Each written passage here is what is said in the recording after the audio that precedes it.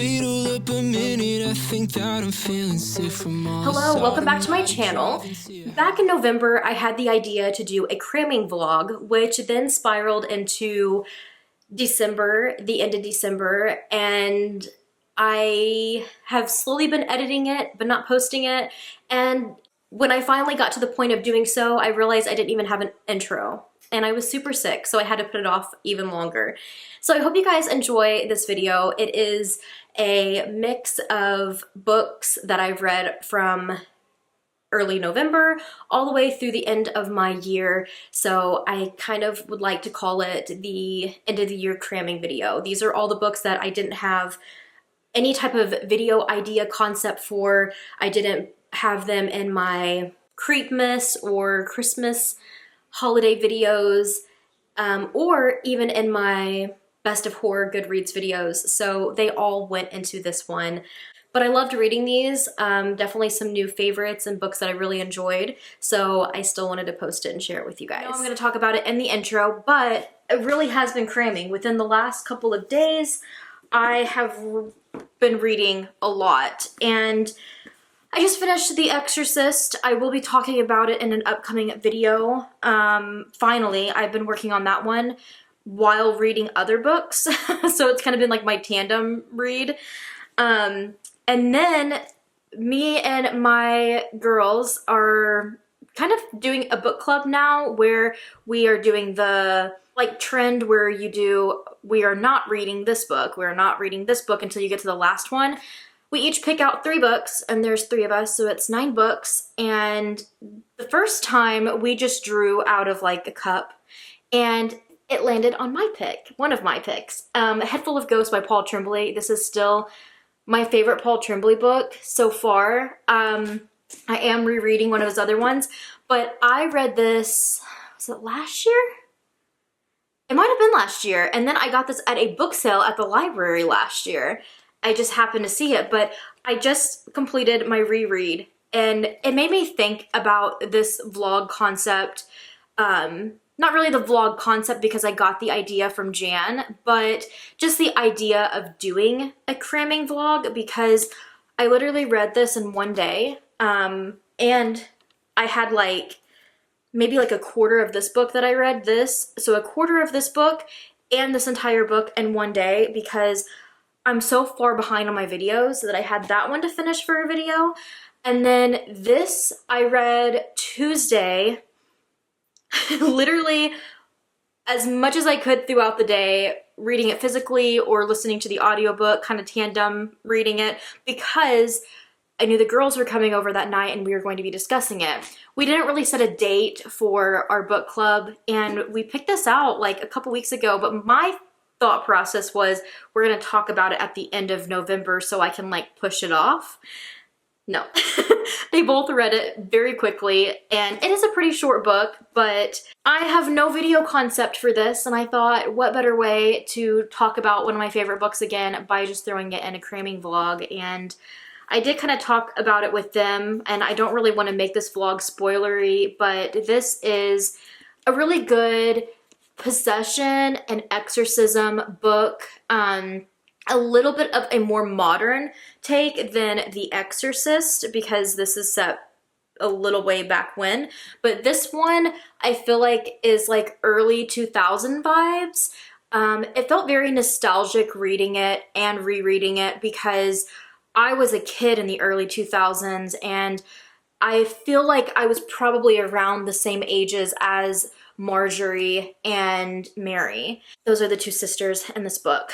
One of them is starting to act strange. The parents don't know what's going on. They're trying to seek help at the doctor's office and the psychiatrist, and even goes as far as the dad looking into a priest and then stumbling into religion and becoming very heavy-handed with the religion and trying to enforce it in the house. So to a extent, I definitely think it is kind of religious horror in a way, but not fully. I feel like you have it there though with the whole possession and exorcism though, so I think you could classify this as like a religion horror or religious horror. But I feel like there's so many different concepts with this story, so many different things that really stuck out to me about these characters, about what this poor Marjorie was like going through, and even what poor Mary was going through watching her sister go through all of these changes, and just the imbalance in the house, making the mom very, very upset, obviously, and the dad kind of like reaching his limit. And at the same time, we're getting this perspective back and forth from a reporter who's writing a blog about it, Mary herself in the future who's sitting down for the first time for an interview and talking about her experience and what she remembers.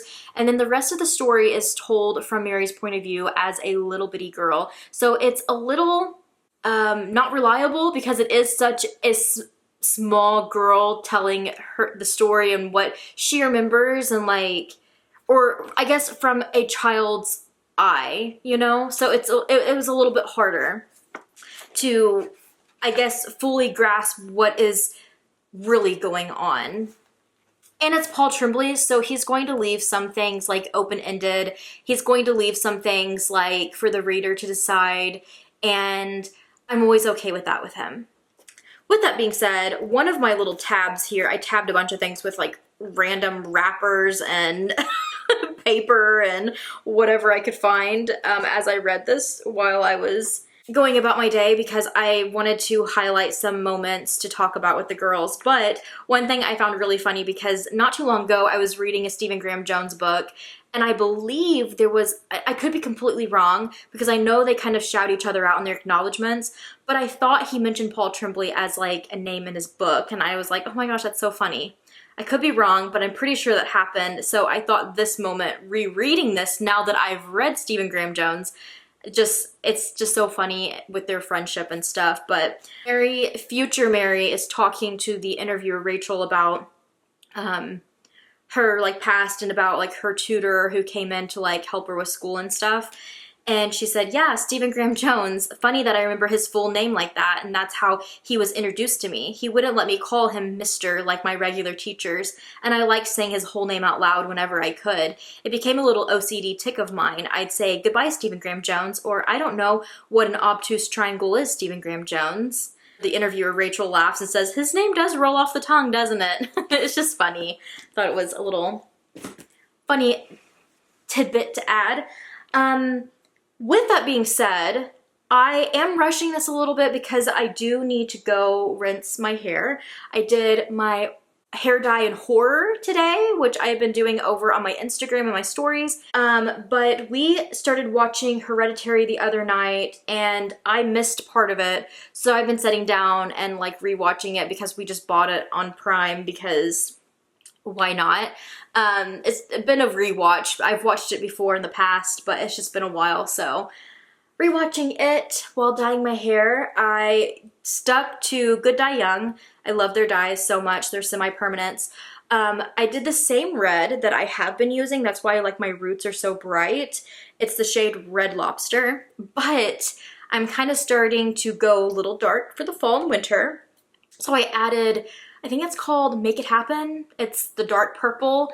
I mixed it in just to make it a little bit darker red than the red I've been rocking. But I also added a lot more purple towards like the middle and to the ends. So we'll see how it turns out. Anytime my mental health kind of starts going south, I do something with my hair. And I think I'm going to recut it again later tonight when I have the time. And I think style it closely to the way I have been doing it. I don't really want to cut off too much in length because I do like my hair longer in the winter and fall, but yeah. That's the plans with that. And then the book I'm currently working on is another reread and another Paul Tremblay. I am rereading Horror Movie, and yes, I did read this earlier this year. The reason I am now rereading it is because, for one, this was a book that, honestly, like many this year, I read and I was like, oh my god, I have to reread this now. Like, I feel like I'm gonna love it even more as I reread it, and it's true, I have been. But the other reason I'm rereading it is because tonight, November 7th, In the Void Book Club. This is Q4 pick, and Paul Tremblay is joining us. I'm so excited, and I've been stressed out about it for weeks because I'm like, I need to come up with like groundbreaking questions for him, and I literally feel like I have nothing. My brain is just melted right now. So I'm going in with the mindset of I don't have any questions. I love his work. I'm there for the vibes, the good time, to hear what he has to say. I'm sure everyone else is going to have amazing questions, if not questions that maybe will come to me while I am watching. And if the boys are being somewhat quiet and, you know, not interrupting a lot, if I think of something, I'll ask it, you know. But yeah. It's a lot, but I am really, really enjoying my reread. As you can see, I'm actually close to finishing it, which is perfect because the live is later tonight, and it's a cramming vlog. So once I finish this, I have to jump into the next thing. Yeah, I have about that much left. I love this edition from Barnes & Noble with the red edges so much. Thought that this could kind of be like my cramming vlog / Paul Tremblay vlog with the rereads. But yeah, the Q4 pick, we got the new In the Void bookmark, which is themed on horror movie. I'll show a better flat lay of it with the stickers because there's a sticker of this too, and there's also like a Blockbuster green, like round green sticker, because you know how they used to have those on all the horror movies. It would be like a round green sticker that said horror. So that's super cool. And then the other things, you know, she added, I will show you guys and hopefully be able to style my hair later so we can see how that turned out. But I'm literally just letting this vlog take me wherever since it's a cramming one. It's going to be back-to-back books. But it's not going to be heavy, I feel like, on the reviews just because I'm using this as kind of like accountability, letting you know what I'm reading. You'll get a little bit of like sneak peeks of books that are coming and some upcoming vlogs, or vlogs that are already up. So if they are, I'll have them in the description or I'll link them up above whenever I talk about the book. But I'm gonna try to like level it out to where, let's say this book, I don't really want to review for you guys because it's going to be in an upcoming vlog, but this one it isn't, so I can review it for you. You know what I'm saying? And the same with horror movie. I've already reviewed it, so I don't really want to be like a broken record, but I will talk about it. And then my next one may or may not be one I talk about, but I'll at least let you guys know my progress through it and when I finish it, and then I'll jump into one that I can review for you. So on and so forth. Anyways, I'm gonna go jump in the shower so I can get this out of my hair. And then I have to go pick up both of my kids today and finish this book and later on get ready for the Zoom with Paul Tremblay. In LA traffic, watch me crash my fucking car into your couch. Don't wanna finish up this episode before you cut me out.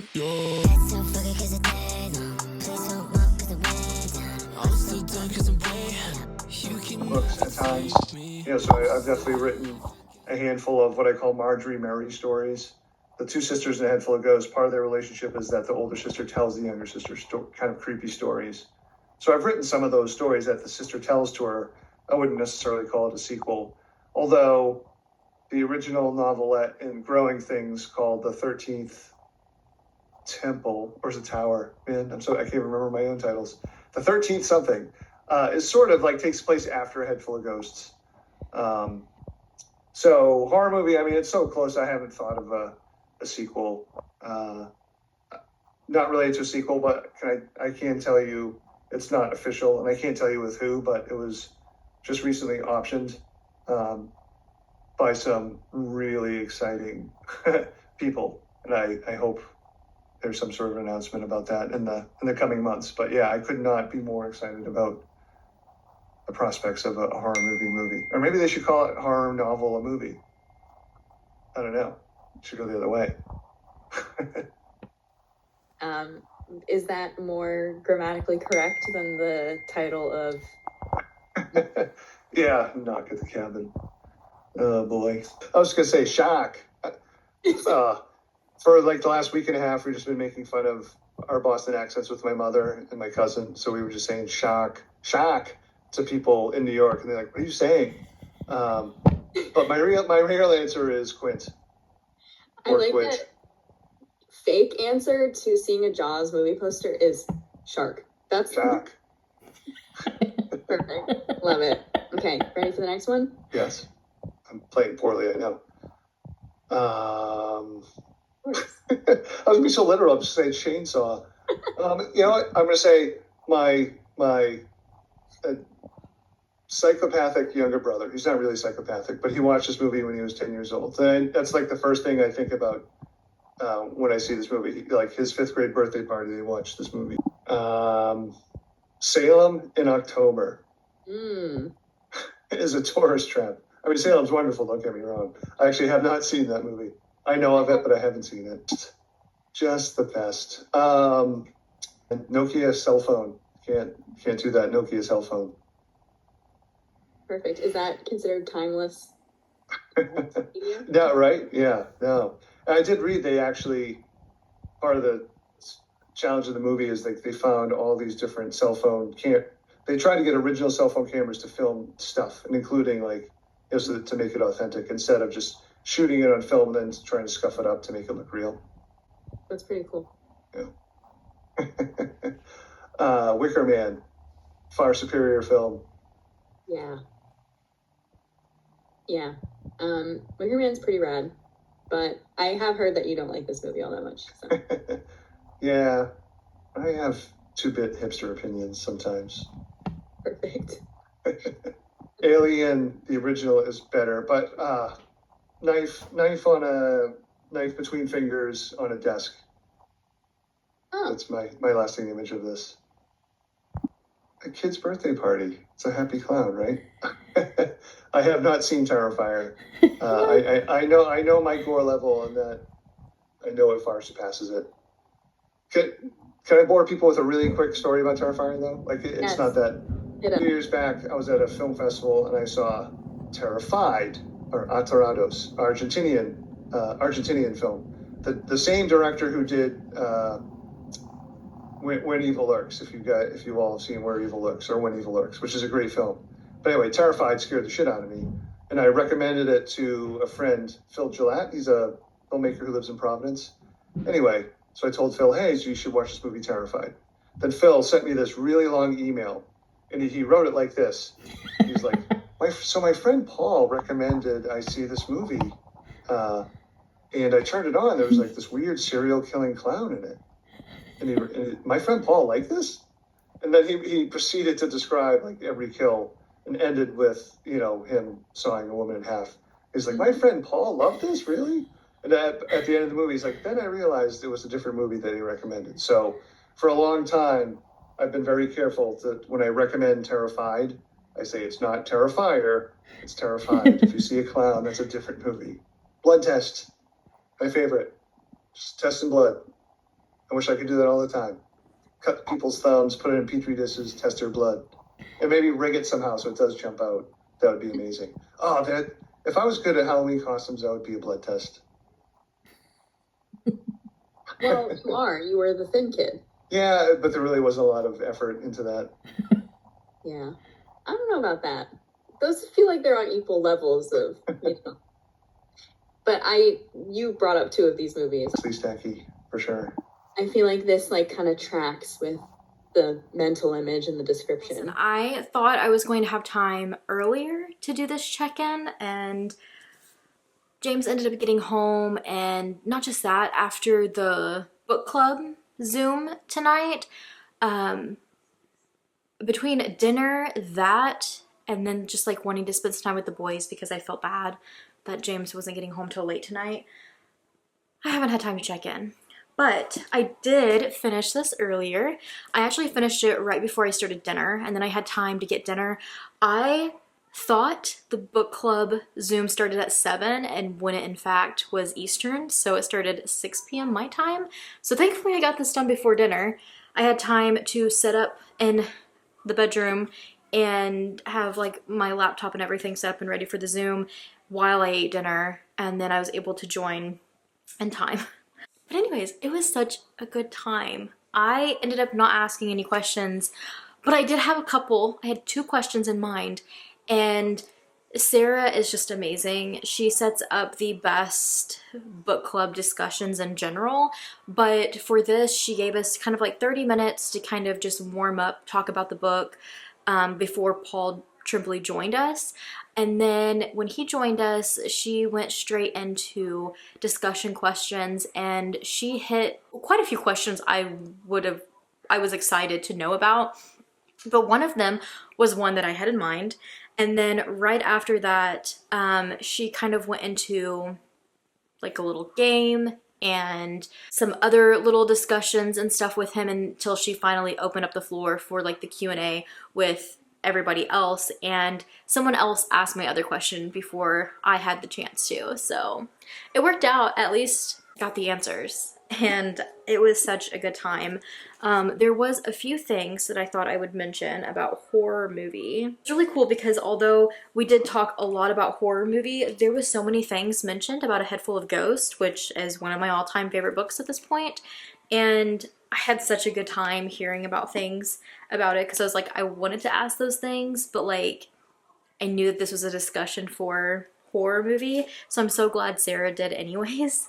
There is a character, Navidson is the name in this, and I had mentioned it to the girls. I was like, I might have even mentioned it earlier, that I felt like it was kind of like an homage to House of Leaves, and he confirmed it tonight in the live. He mentioned that, and I just thought that was so cool. I'm like, I knew it.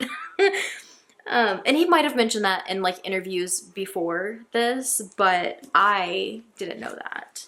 He also said about A Head Full of Ghosts that he had to come to terms that he just wouldn't have an answer in the end. He said, when it comes to those who wondered about the ambiguous stories like A Head Full of Ghosts, he said, and this is what I quoted from him, if it's scary at all, it's because we don't know. To me, that's just like a fundamentally scary thing, just the unknown. And I love that about his stories. I feel like with his writing style, it's perfect. Like, I don't think it works for every writing style or every author, but for him, it just really works for me. So I agree with him there. He was also talking about both of these two and how he felt like out of all of his books, these two are kind of like a brother and sister moment, or like a sibling moment when it comes to books, because of the way that he wrote them. And when he thinks about his books, he feels like these two are similar in a way of like the writing style and how it will make the reader feel, and that ambiguous ending or concepts throughout the story. Makes sense because these are my top 2 favorite Paul Tremblay books. There was also a moment he talked about in horror movie where we never get, and I don't think I mentioned that, we never get the name of the main character, the thin kid. Even later on as an older adult, like we don't know his name, but there's a moment where a character starts to yell his name and it starts with an A, and then somebody says, nope, don't say his name. So we never find out his name, but he said that he tied that in as a comparison because he knew people would compare this character to Art from the Pallbearers Club. So I thought that was really cool too. He also said that he's never picky about the cover of his books, but for this one, he said that he described the mask in this book a certain way to kind of be ambiguous and let the reader come to the conclusion of what they thought the mask looked like in their head, so it was different for everyone. And so he told them when they were making the cover of this, that they had free range, but he said, I don't want any masks on this cover because I don't want people to just visualize that. And I thought that that was really cool. He also made a reference from his novella from the Creature Feature Amazon story from last year in Bloom, how his character was based on John Lagan, who wrote The Fisherman. So now I'm intrigued with that. And he also recommended some other books that I'm like, video concept?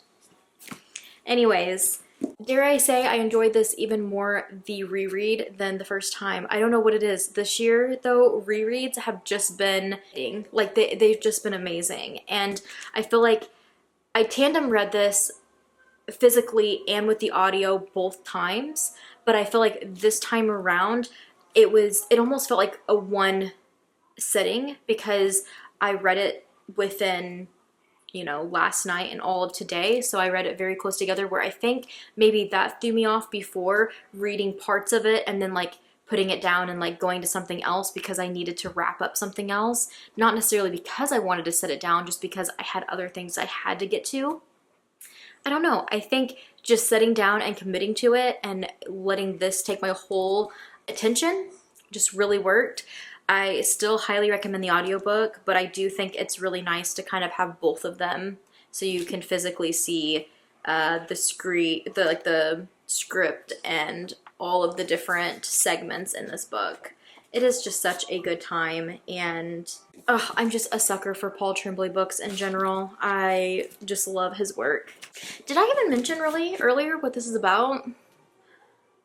It's kind of like a broken record because I know I've talked about it before, but this is about this guy now who is reminiscing about the past when he made a horror movie with some of his, not really friends, but people who came to him and wanted him to be this horror movie icon pretty much. Like, they're making their own horror movie and he was going to be like the horror person of it. Think like Michael Myers or Ghostface, that type of vibe, where he was going to have a mask and he was going to be called the Thin Kid. And we now have his perspective, much older, later in life, and just talking about where his life is now and what has led of it, because the movie was never officially finished. Bits of it were leaked onto the, or put on the internet, leaked on the internet. So the horror community got obsessed with it, and so he would show up to like functions and like set up a booth and stuff and, you know, see fans. But now in the future they're wanting to finish the movie in almost like a remake type of way, but also just like add scenes to it so it finishes the film. And they want him to be a part of it, but they also want to have new cast members for it as well. And at the same time, we also go back in time from his perspective of when they were filming the movie and what was happening and why it was never finished and all of that. But on top of that, we also get like the screenplay, and that's what I kind of mentioned about like the table readings and the different sound effects and stuff like that. And the audiobook is so cool because it sounds like they're like doing a table reading and they're reading their lines, and there's like music and sound effects, and you can hear when they turn the page, and it's such a good audiobook. There's really creepy scenes that are like, while they're like creeping you out with the imagery of it, there's also like eerie music playing, so it just really like, you know, kind of frightens you a little bit like while you're reading it. Anyways, I don't know what's coming next. I'm going to start my next book tomorrow. I'm just gonna wash my face and go to bed tonight. But I did start The Hitchcock Hotel in October and have not finished it. I was gonna kind of do my own vlog for this one because I was going to be watching like Hitchcock movies and stuff. So I will probably still do that, maybe? I don't know. I haven't decided. I will tomorrow. So I'll either give you guys the review in this video, or I'll stick to my plan with that video and do it, and you guys may not get a review on this. We'll see. It's just been air drying, so I didn't style it. I haven't trimmed or cut it, but you can kind of see more in this lighting too what I was going for. I mixed the purple and the red together and added it mainly like on the top, and then I went back over the bottom with just purple. And so it's almost like an ombre effect. It's much darker on the bottom. It's just really kind of hard to see unless you're in person. I feel like I do need to trim the shag cut a little bit and my bangs a little bit more. I might do that tomorrow. And then actually like style it, because I didn't do that today. But yeah, I like how it turned out. Anyways, I'm off to bed. I will see you guys. 1,000 reasons why you probably hate me. I'll be your biggest fan, It's not too loud in here. I have you on the other side of the island, so I have read since I left you guys, so I thought I would fill you in. But also, it's just one of those days you don't want to wake up. It's one of those days where we desperately need to order groceries and have just been procrastinating it. So I'm literally just trying to pull everything from the cabinets and fridge to put together some type of food to eat. So in front of me, I have some tomatoes cut up, these little bitty cute cucumbers. They're called Little Chills. They are literally adorable.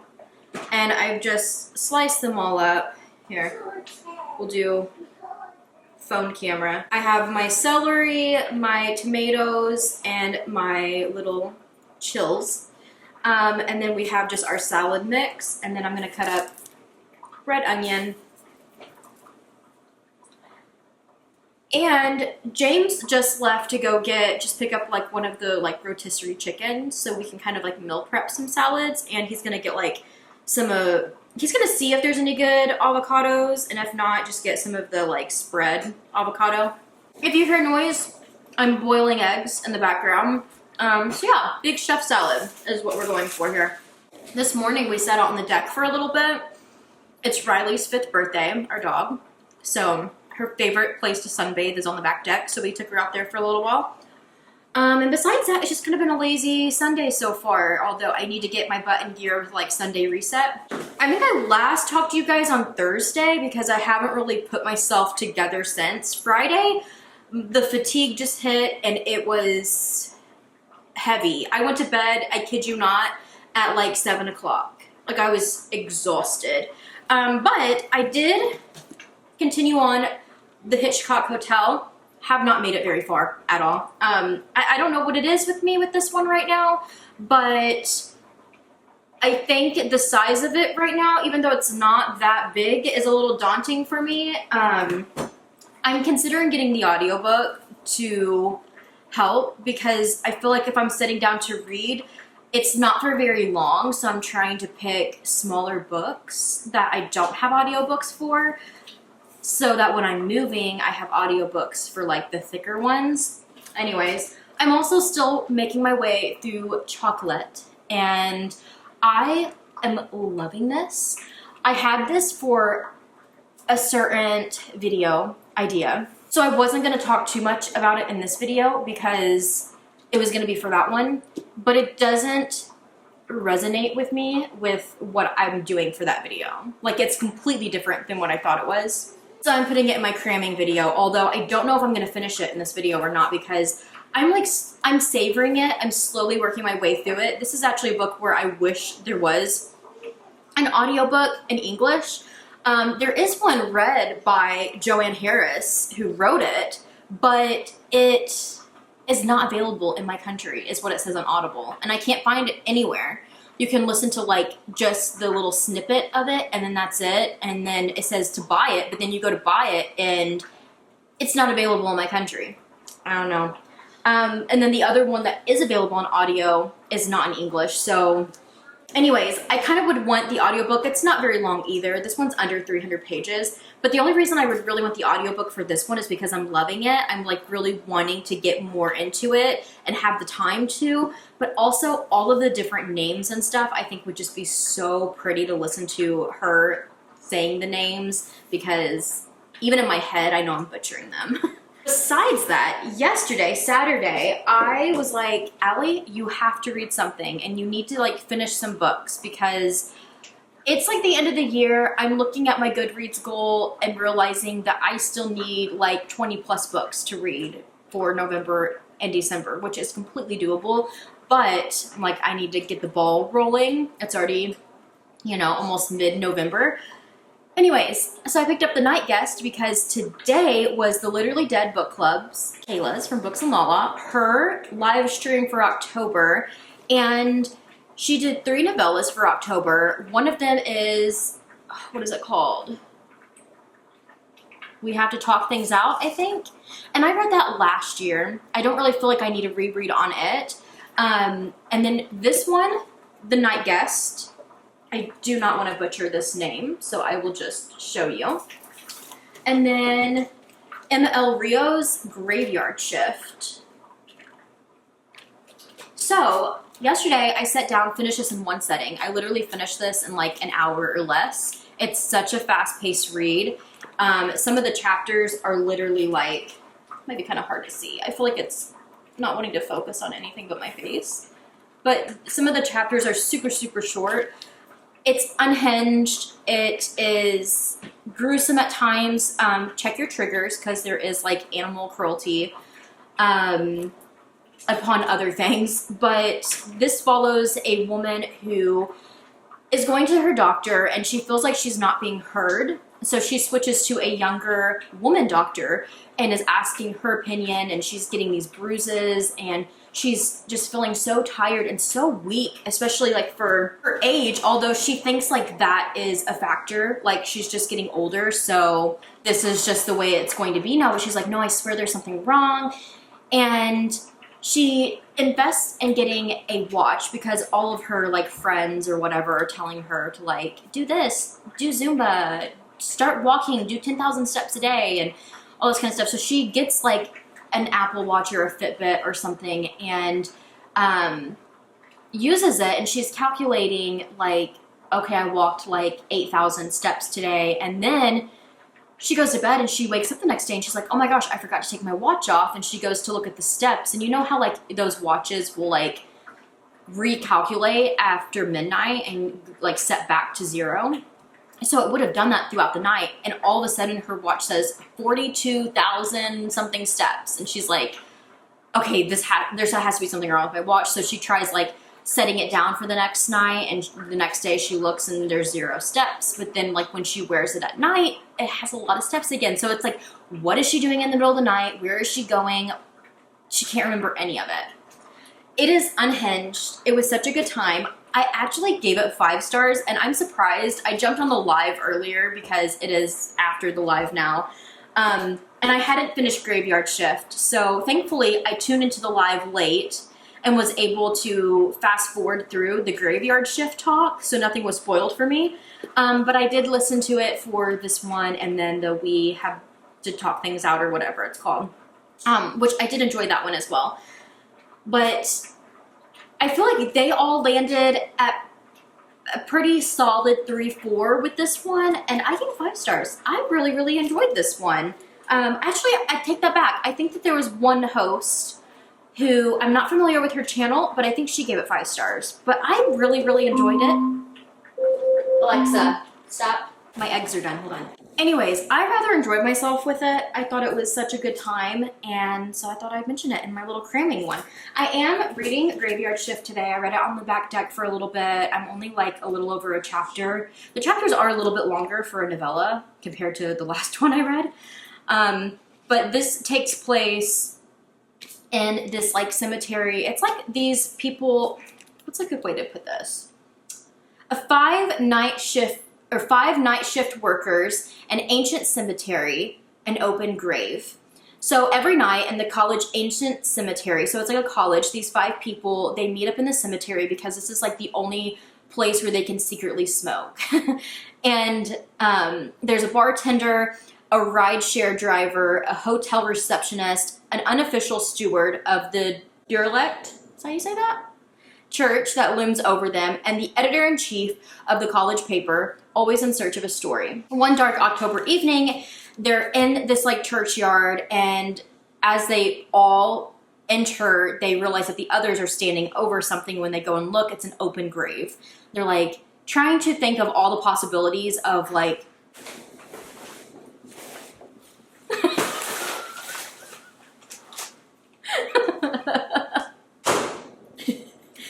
of how this hole got there in the first place, like who dug it, who would be responsible for it, and just trying to figure that out. They're throwing out different possibilities, like maybe someone's gonna be buried here, but they're like, this has been, like the last person buried here was like over 100 years ago, like they're not burying any new people here, so why is this here? And then they start thinking like maybe, and they realize that it's like a freshly dug, so they're like maybe somebody did it recently that are going to come back, like they were preparing ahead of time to off someone, and this would be the perfect place to hide a body, you know. So like a couple of them kind of want to stick around and see what happens. It is very eerie, very I like the way that things have been described so far, but I feel like I'm not in it enough to be able to tell which direction this is really going to go. I've heard that you shouldn't go into this expecting, I feel like, a full-on horror, I think is what I've heard so far. But I didn't want to spoil anything for myself, so I'm just taking it as it is. I feel like this is not full-on horror throughout, but I feel like it has the unhinged horror moments to it by the end. So I'm kind of hoping to have the same with this one, but we'll see. But it's a pretty short read. I'm hoping that I can finish it today. But James is back, so we're gonna make our salad, and I will check in with you guys in a minute.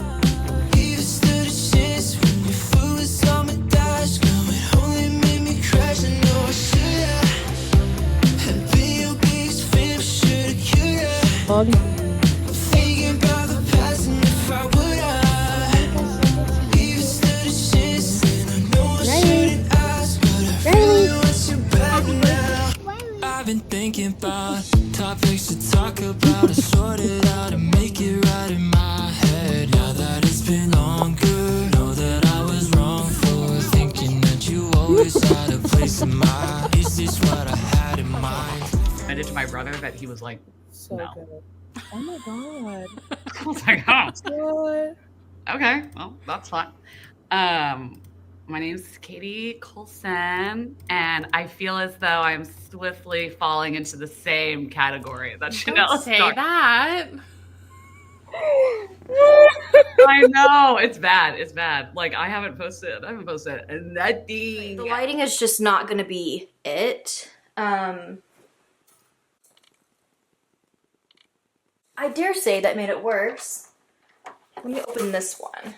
Okay, it's just gonna be bright. But listen, you guys, I told myself I'm using my cramming vlog to keep myself accountable, have you guys keep me accountable, and yet I haven't checked in with you guys since Sunday. I have my Batman makeup bag. You guys have seen many, many times. And when I say minimal, I mean minimal right now, because I probably need to film some type of beauty content later. So I'm literally just trying to make myself look somewhat presentable to leave the house, because it is, for one, really dreary and rainy outside. It's just gross. I love it, but it's not that fun to have to like get out in, instead of just curl up and read a book like I've been doing all morning. So I'm just gonna throw some, I put my skincare on, I'm gonna throw some primers on, do my brows, and maybe like a smidge of concealer, and call it a day for now. Since I've left you, Sunday or Monday morning, I can't remember exactly which day it was, I finished Graveyard Shift. So I can actually talk to you guys about this one because I don't really have another video going for it. I also, since I finished it, I was able to go back and finish the complete live show for the Literally Dead Book Club. And I feel like I agree with a lot that was said there because of the 3 stories that we're all reading. But I do love where some of us like differ on, you know, some of the stories and like which one was everybody's favorite and stuff. I liked, what was it called? The Night Guest, I think that's what it was, for its kind of like the feminism aspects of it, but also just feeling like it's unhinged, and I love those type of stories. And I agree with most people when they say, like with this one, to go into this not expecting full-on horror because you might be disappointed. I feel like there's definitely still horror aspects to it. I definitely would categorize it as horror because of that. But I think almost like T. Kingfisher and the Sworn Soldier series that they are working on. It is What Moves the Dead? And then What Feasts at Night. It gave me those vibes, not completely, but just in the fact that it's kind of eerie.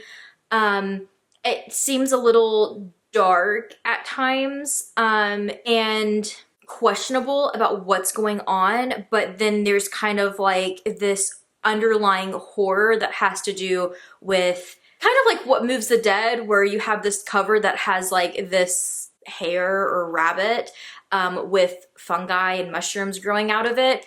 This one, you have a rat and mushrooms growing out of it or around it. So it's kind of going to give you the vibes of that in a way, which I love. I love like fungus horror and anything that can incorporate like mushrooms and just different types of like plants and nature into the story.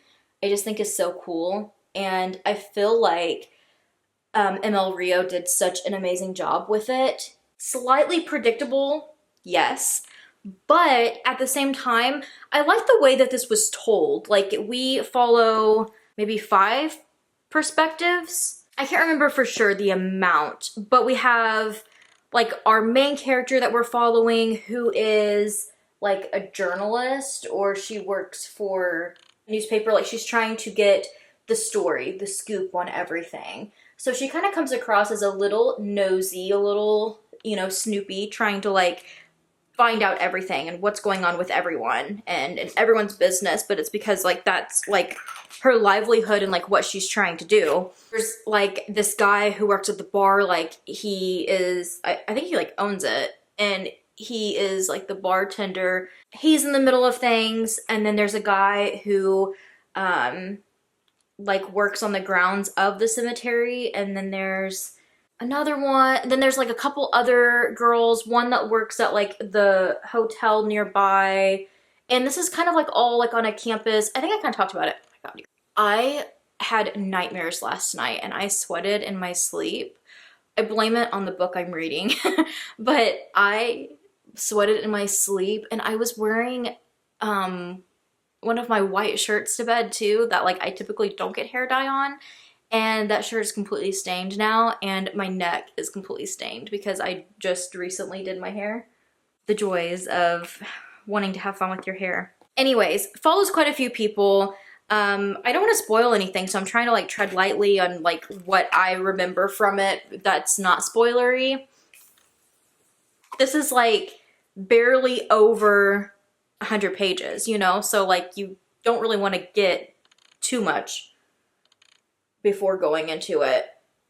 But I loved how it jumped. It's not really chapters, but it's in a chapter format, so you would just kind of jump POVs, and I found that interesting. You know, there's a couple of the characters that I was like, about at first, but I feel like by the time the book wrapped up, I actually really enjoyed the whole cast for a whole and what they all contributed to the story.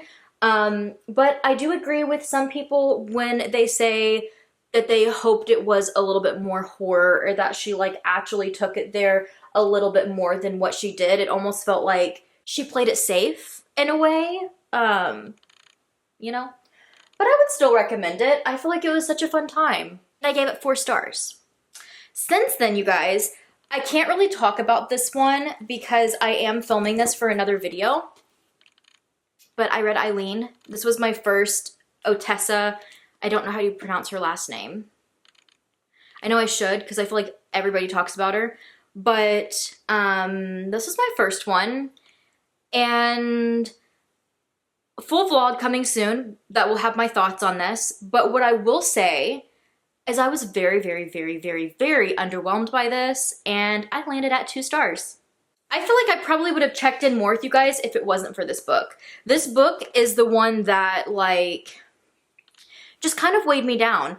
I finished Graveyard Shift, I think it was Sunday. Yeah, I finished it Sunday because then I started Eileen. It's like pouring again. Besides that, I did put myself together yesterday. I read yesterday, and then I just forgot to film anything for my cramming vlog because I was so overwhelmed and busy with everything else going on.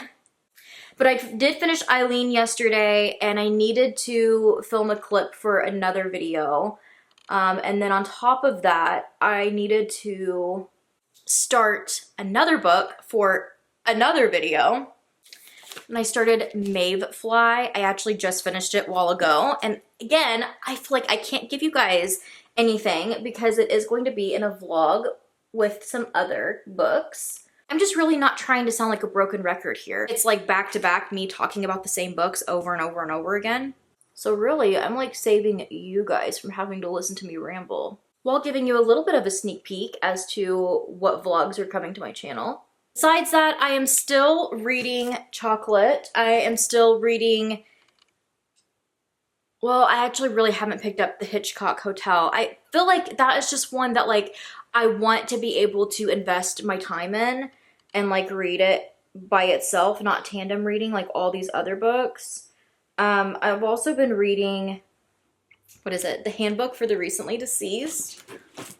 There's like an actual book on this, which is so funny. But I started reading it. The one thing I will say about it, because I didn't intend for it to be in another vlog, but it probably will be, is how repetitive it is. I feel like they say the same thing over and over again. I kind of just wish that it was like a legit copy of the Handbook of the Recently Deceased. Like, I understand having like opening author's note being like, this is inspired by Beetlejuice and the book within the movie, and talking about it like in that sense, because they do. But then it goes to like, now we're gonna get into the book, and I'm thinking, oh my gosh, we're gonna be able to like immerse ourselves, and it's almost gonna be like we're picking up the Handbook of the Recent, or for the Recently Deceased, and reading it ourselves. And then it's literally just so repetitive, and it just keeps mentioning the Beetlejuice movie and Adam and Barbara and their experience, and just so much back to back to back. And I'm just like, it really takes you out of it. It doesn't feel like a legit, you know, because I feel like what they were trying to achieve here was to show us what it would be like reading this, like if you just died. And I feel like they could have done that without like throwing in every single reference to Beetlejuice. I feel like for instance, I think there's a part where it talked about like time and how time has a way of getting away from you in the afterlife. Go on to say like in Beetlejuice, Adam and Barbara lose track of time by opening a door that they weren't supposed to and falling into, you know, the sand, like with the sandworm, and explaining all of that, and how whenever they come back, it's like so much time, like months have passed. And I feel like they could have still achieved that overall, because like anybody who's picking this up is a Beetlejuice fan. Let me just say that. But I feel like they could have achieved that by just saying like, for instance, if you open a door to, maybe if you're opening a door out of frustration, or like breaking a barrier you're not supposed to, you might find yourself, you know, in a sand pit with the sandworm, you know, because like us Beetlejuice fans are going to be like, oh my gosh, like Adam and Barbara, like we don't need it told to us. You know what I'm saying? We don't need to be reminded that that's what happened to Adam and Barbara, because we already know. I don't know. It's been a little frustrating reading it. So I've only made it like a little over a quarter of the way through. It's one that I'll probably just pick up here and there. I thought about just reading it a little bit before like bed each night or something. But I don't know when I'm gonna finish it. I don't really have like a full-on like idea or plan for it. So if I finish it, we'll see. But that is it. I'm trying to figure out what book I want to like buckle down and go to next. I need to look at like my Libby and Hoopla holds, base it off that, since I just finished Mayfly. I would tell you guys my rating, although this is going to be in an upcoming video, but honestly, I don't know what I'm rating it yet. Like I have to simmer. I have no idea. Like my brain right now is just on the things that my eyeballs just had to read. It's been so long since I've checked in with you guys. I don't know where I left off, what I last said. Did I mention I was reading The Institute? Because I did finish it, and I'm coming to realize once again I'm wanting to just scrap this whole video and throw it out because I feel like it's a shit show. But I also know there's so many books and reviews that I loved doing. What was it? The Night Guest, The Graveyard Shift. There's so many like end of the year books that I'm throwing in here. So it's a cramming shit show, and I apologize. But I have finished The Institute by Stephen King. And I landed at 4 stars with this. It reads very much like Stephen King's, more so like detective or like crime fiction, more than his just straight on horror. This isn't gonna be like Misery or Cujo or The Shining. This is gonna be more like Mr. Mercedes, that trilogy, or The Holly, If It Bleeds short story, The Outsider. This reads like that. So if you like those books of his, you'll really like this one. If you don't like those books from him, there's a slight possibility you may not like this one either. But I will also say, my friends mentioned it and I also got the same vibe. It does give slight Stranger Things vibes, with the whole concept of this being an institute where these kids are pretty much kidnapped and taken to because they are unusual. They have certain abilities. It plays into telekinesis and telepathy and stuff like that. You can definitely tell that Stephen King has always really been interested or intrigued by those things because they come up quite a bit in his books. But it was a fun new take on it. Definitely does give you that Stranger Things vibes, especially in the later seasons. Not to spoil that for you if you haven't seen it, but once you're kind of seeing the facility, it gives the same type of vibes because they're both kind of like an institute with kids who have these abnormal abilities and superpowers, if you will. And these kids are taken, in this book, are taken under like intense stress tests and physical, medical tests, very inappropriate tests, very exploited and just treated so poorly, all in the name of war because they are wanting to use these kids as war objects. And it's kind of like the ticking of the clock because these kids know that the kids who were there before them disappear after a certain amount of time, after a certain amount of tests. So it's, do we delay it and then like just reap the consequences of delaying our test, or do we listen to them and then ultimately disappear and who knows what happens to us? They're promising that they're going to go back to their families. Again, kind of like that ticking of the clock of trying to figure out what to do. They have a short amount of time. Can they overthrow this institute? And it's a big one, but I definitely think it's worth the read if you love Stephen King's writing. And like I said, more so if you really love The Outsider and the Holly Gibney and the Mr. Mercedes, Bill Hodges trilogy. I think you'll love this, but either way, it was another fun take on telekinesis and different little mind powers that I had a good time with. Like I said, I landed a 4 at that one, and since I've left you guys, the end of November, I finished, what is it, like 3.5 of the Finlay Donovan series. I haven't talked about that series in a while on my channel. I'm behind. I haven't got to the 4th book yet. It's gonna have to be in my new year, but I did fit in the time to listen to the audio because I got it through my Libby app for, what is it? I think it's like Veronica Ruiz, Robs the Banks. Is that her name? Ruiz? Robs the Bank or something like that. I'll throw up the picture of it, the cover of it. So this one was kind of just like a short novella that Elle decided to do to make the fans happy or to give them just a little something extra. And while I appreciate that and I love that because like Minnie, Vero is also like my favorite character. I really enjoy her in the Finlay Donovan series. I feel like she really makes it. If you're not familiar with that, I'm treading lightly here because I don't want to spoil it for you, but in the first Finlay Donovan book, you will find out that Vero has become sort of like a live-in nanny type of situation for Finlay, helping take care of her kids, but she kind of also becomes Finlay's like accomplice in these just crazy, far-fetched out there little conquest. Don't know what to call it. These adventures that they have to go on that ends up pretty much making them criminals, but it's always in a like comical way of not like wrong place, wrong time type of ordeal. And they're just both very witty and funny and sarcastic, and a lot of it does come from Vero, and I feel like Finley plays off of it a lot. She really makes the book, so Elle wanted to write a novella just about Vero, and again, while I appreciate that, it fell flat for me, you guys. I landed at a 2-star with this.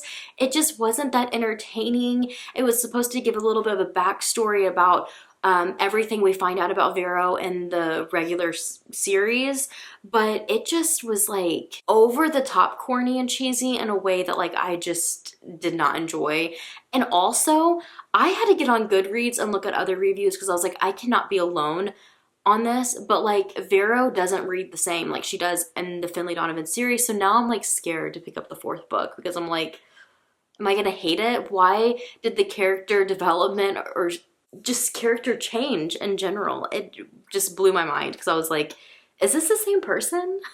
Like the character just seems like she's completely brand new, and maybe she just wanted her to be a little bit different because this is supposed to be kind of like the prequel story to Vero, and then how her and Finley kind of met is kind of thrown in there. So I think if you're a Finley Donovan fan, you might want to pick it up and read it for that aspect. But besides that, it's boring, it's super cheesy, not my cup of tea. I did not enjoy it. I could have done without it, honestly. I will continue the series, I just don't know when. I know I can't fit it into my end of the year. Because I think for this video, you guys are gonna see my other end of the year videos, like my Best of Horror 2024 Goodreads videos. It's gonna be a 2-part series. I also have a Creepmas. It's like horror Christmas coming very soon because I have been participating in the holiday hellathon hosted by Kelsey from Slime and Slashers. And that's kind of like my end of the year wrap up right there, and then my other videos will be coming in the new year. So I think for this video I'm just finishing out Chocolat because I've still been enjoying it. It's kind of like the bottom book of my TBR right now. Like everything else is so much more important to me to like get done at a certain time for my other video concepts that it just keeps falling at the bottom. But I am determined to finish it soon so that I can wrap up this video and hopefully have this up at the end of the year or beginning of the year as just kind of a last minute cramming in some end of the year reads. Merry Christmas! I don't even know what this video is anymore, but I'm wrapping it up here because it is just a jumbled up mess of end of the year cramming, and I'm finally talking about Chocolat. This is by Joanne Harris. I talked about it earlier in this video, I am sure, although it was Ali like over a month ago. This book is under 300 pages. I think it's under 250 pages. But the writing style is so beautiful yet so like interesting. It's not really one that I feel like I can like fast-paced read. I feel like it takes so much mind power, if that makes sense. I'm sure you've had a book that has felt like that to you, and for some reason I can't read this at my normal pace, and I think it kind of like doesn't irritate me, but gets me to a point where I'm just like, I have to set it down because I'm like, I gotta do something. I'm sure an ADHD type of ordeal going on there with me and being able to sit still for too long or to actually finish something without having to take much longer than needed.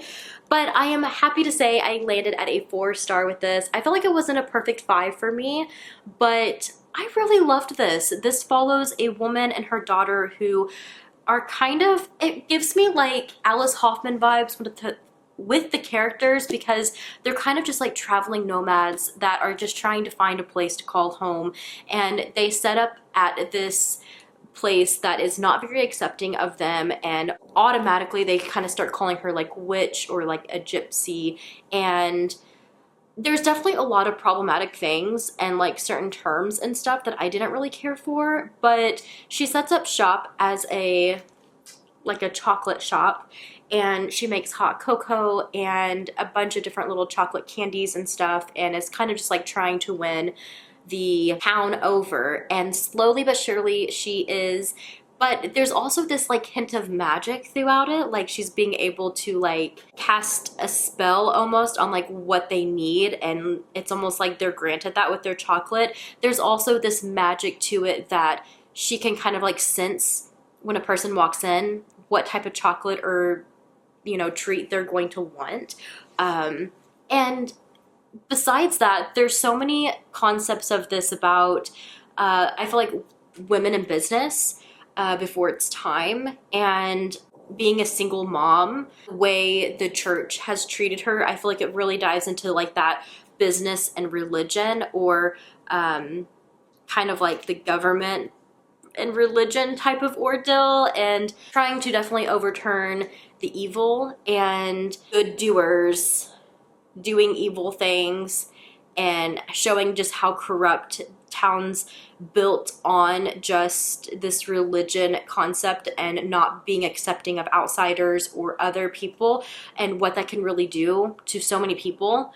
The outcome of that. There's so many different topics with this. I thought it was a really good read. It was definitely a cozy read while having a lot of sad moments, but I really, really enjoyed it. I'm glad that I finally got through it and was able to fit it in the end of my year. And that is where I'm going to leave you guys off, because I'm sure this video is long enough. And with that, I promise that if I come back in the new year with any more cramming vlogs, I promise they're going to be more organized than this shit show. I guess unless you like it, and then I'll just continue filming on the whim like this, and half of it probably won't make sense. But either way, if you did make it through this, I really appreciate you. Merry Christmas, Happy Holidays, and Happy New Year. I'll see you in my next video. Yesterday from my pit, God, I hope you take me. I'm just living life, I guess a bottle wouldn't break me.